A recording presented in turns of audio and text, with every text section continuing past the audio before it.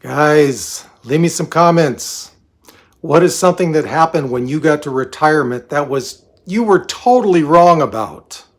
I've got 11 retirement myths that a lot of people hold to be true.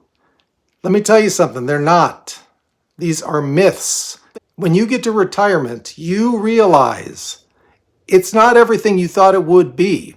So here are 11 retirement myths for you. Number 1, I have a retirement plan, man. There's no more worries. I've got it all set. My plan is set in stone. I'm good to go. Okay, first of all, how old is that plan? Is this something you started planning when you were 35 and you never made any adjustments to? Things change, guys. Things change all the time. Just because you're in retirement doesn't mean you're in a whole another little ecosystem where things don't go wrong. Retirement is just part of life. Things change. Plans have to be tweaked, okay? You could have something that you went with a financial advisor when you were 40, and all of a sudden you're 55 and you realize you take it to another financial advisor just to make sure you're on the right path, and you're not, okay? Things need to be tweaked. Number 2, I'll retire when I'm good and ready to retire. Okay, what happens if you get laid off when you're 54 and you had planned on retiring at 62? And because of ageism, you find it's really hard to get a job. Maybe even something, that you can't get even close to your old salary at. That happened to me. I retired, or I was laid off making $75,000 a year. 6 years later, I was making $65,000 a year. And it took me a year to find a job. Okay, things happen. Yeah, great plan to have everything set and ready to go to retire at, let's say, 62. What happens if an illness comes up and you are forced to retire? Disability. Things happen all the time. Number 3, I'll just work, if I need the money, I'll just work part-time. Okay, that's good. And for those of you on moderate income, which this channel is all about, that's a good strategy. More income means more peace of mind. For those of you who see me for the first time, this channel is all about retiring on moderate income. If you think you might like that, like the video and think about subscribing too. Okay, great. You'll work part-time. This goes back to number 2. What happens if something comes up where you can't work part-time? You get disabled. You get a chronic illness. Okay? Back when you were 45, you said, well, I'm going to retire on $300,000. That's good for me. What happens if it's not, and you realize that 5 years into retirement and you can't work anymore? Okay? Okay? Number 4, retirement, man. I'll be out there drinking my retirement vodka every day. Eating whatever I want, drinking whatever I want. Retirement is a permanent vacation. No. Retirement is an extension of life. What happens in life?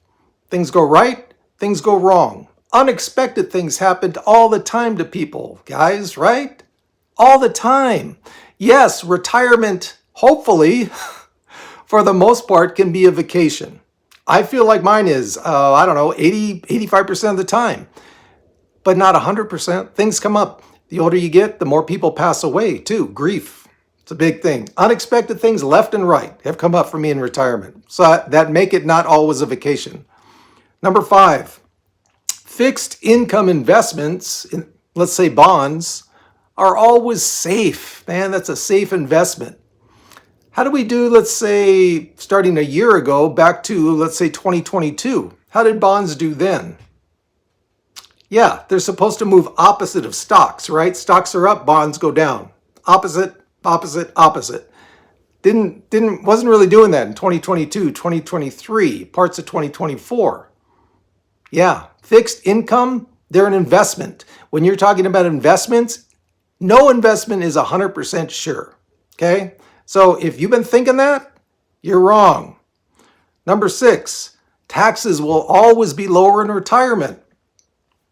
Okay, let's say in the first part of your retirement, you retire at, 65. Okay, you are living on 70, 75, 80% of what you were living on when you were working. Okay, you know what? Your taxes you may be in a lower tax group, right? What about RMDs? What about when you hit RMD age, which is right around 73, and you have a pretty big nest egg? You have to start paying those RMDs, and you haven't done Roth conversions beforehand to account for that.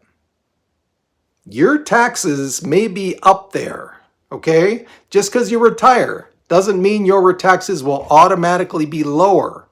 Keep that in mind, guys. Number 7, Social Security. It'll cover most of my retirement expenses.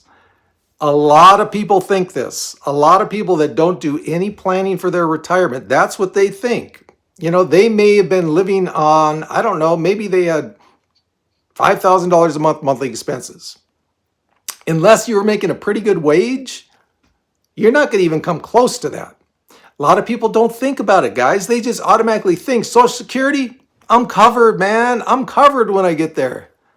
No, there are a lot of things, a lot of expenses that you won't be able to cover unless you are living very, very, very frugally. And there are people that do that.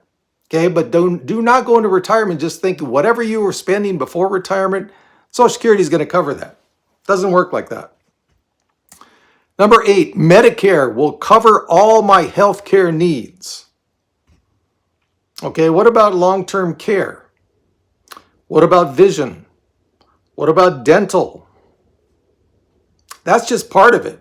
You know, you could come down with this rare disease that it's a lot of out-of-pocket medication.